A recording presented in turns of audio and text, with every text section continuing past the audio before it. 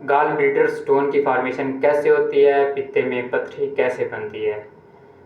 آئیے چلتے ہیں، ہم دیکھیں گے آج پتے میں پتھری کیسے بنتی ہے۔ ہم کوئی پتھر تو نہیں کھاتے جس سے ہمیں پتھری بنتی ہے، تو اس میں چند ایک وجوہات ہیں جو آج ہم ڈسکس کریں گے۔ اس میں نمبر 1، اس میں بائل کی جو کمپوزیشن ہے اس میں 4 چیزیں آتی ہیں۔ نمبر 1، کولیسٹرول موجود ہوتا ہے۔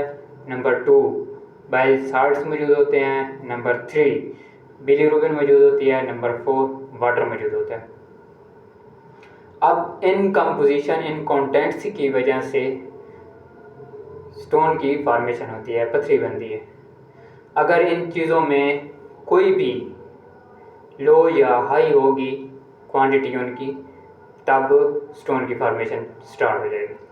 اب کولیسٹرول جو ہے ہمارے لیور میں اگر زیادہ ہوگا تو وہ بائل کے ساتھ ریلیز ہوگا، اور بائل جو ہے اس کو پراپرلی ڈیزالو نہیں کر پائے گا۔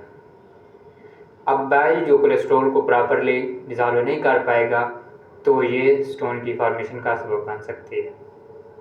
نمبر 2، بیلیروبن۔ بیلیروبن کیا ہوتی ہے؟